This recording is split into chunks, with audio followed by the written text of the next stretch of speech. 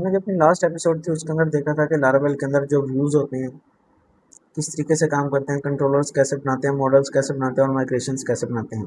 आज की जो हमारी एपिसोड होगी इसके अंदर हम देखेंगे कि हमारे पास जो व्यूज़ हैं उनके ऊपर हम कंट्रोलर से डाटा कैसे पास करते हैं।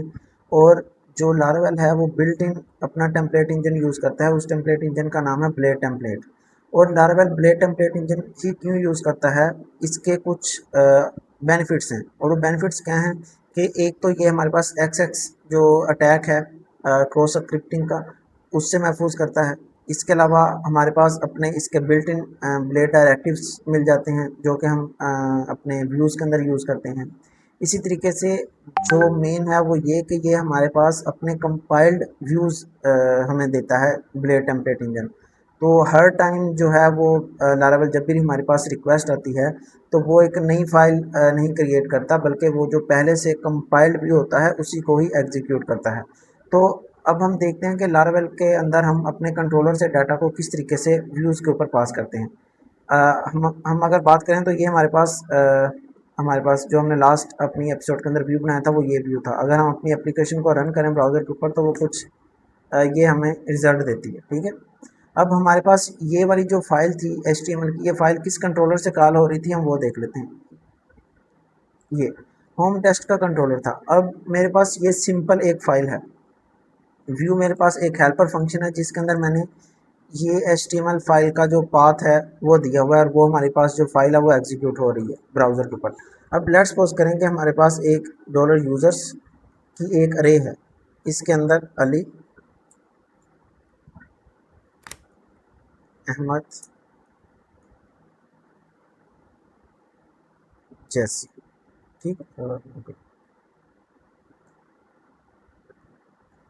अब इस अरे को मैंने अपने व्यू के ऊपर इस HTML की फाइल के ऊपर डाटा को पास करना है। वो डाटा मैं कैसे पास करूँगा, ये मेरे पास जो यूज़र्स का वेरिएबल है इससे मैं क्या करूँगा, मैं अपने व्यूज़ के अंदर जहाँ पर मैंने अपनी HTML की फ़ाइल रखी है, अपनी उसका पाथ दिया है, उसके बाद कोमा इसे एक सेपरेट करूँगा और यहाँ पर मैं अपना एक हेल्पर फंक्शन कॉल करूँगा जो कि लारावेल का बिल्ट इन फंक्शन है कॉम्पैक्ट। हम यही वाला फंक्शन यूज़ करेंगे, क्यों? क्योंकि ये लारावेल ने खुद डिज़ाइन किया और ये बिल्ट इन फंक्शन है। अब इस फंक्शन के अंदर मैं क्या करूँगा, सिंपल जो ये यूज़र्स वाला वेरिएबल है यही वाला पास करूँगा इस डॉलर साइन के बगैर। अब मैं क्या करूँगा, अब अगर मैं इधर जाऊँ तो इधर जाके मैं अगर अपना जो यूज़र्स वाली अरे है उसे मैं किस तरीके से प्रिंट करवा सकता हूँ। अगर आप देखोगे तो ये मेरे पास एक अरे है और अरे को हम किस तरीके से शो करवाते हैं अपने फ्रंट एंड के ऊपर, हम यूज़ करते हैं फॉर ईच लूप। और फॉर ईच लूप हम किस तरीके से यूज़ करेंगे, अगर मैं नॉर्मल PHP की बात करूँ तो उसमें हम कैसे यूज़ करेंगे। सबसे पहले हम अपना PHP का कोड स्टार्ट करेंगे, ठीक है, ऐसे। इसके बाद मैं लिखूँगा for each loop for each dollar users as dollar user.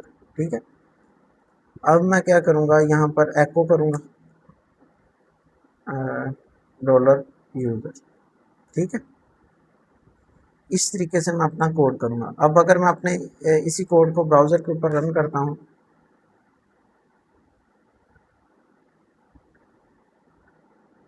तो ये हमें एरर दे रहा है। क्या दे रहा है, यूज़र्स में, ओके, ये हमने एरर की USERS यूज़र्स। ठीक है, ये हमें कुछ इस तरीके से डाटा दे रहा है। हम थोड़ा सा नहीं से ब्रेक लाइन कर लेते हैं। ठीक है, एको किया और ये कंकैटिनेट।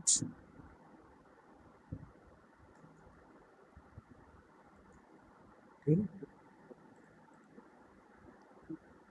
अब ये वाला जो कोड था, अगर हम नॉर्मल PHP के अंदर कोड लिखते हैं तो इस तरीके से हमने लिखना था। लेकिन हम क्योंकि ब्लेड टेम्पलेट इंजन यूज़ कर रहे हैं और हमें ये जो टेम्पलेट इंजन है ये हमें ब्लेड डायरेक्टिव्स देता है। मीन्स क्या होगा कि मुझे at the rate for each loop और dollar users as dollar user. ठीक, अब यहाँ पर मुझे क्या करना है,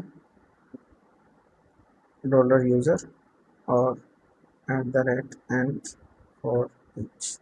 ठीक है, अब सेम काम जो ऊपर यूज कर रहा था मैं, वही काम मैं इधर नीचे भी यूज कर रहा हूँ।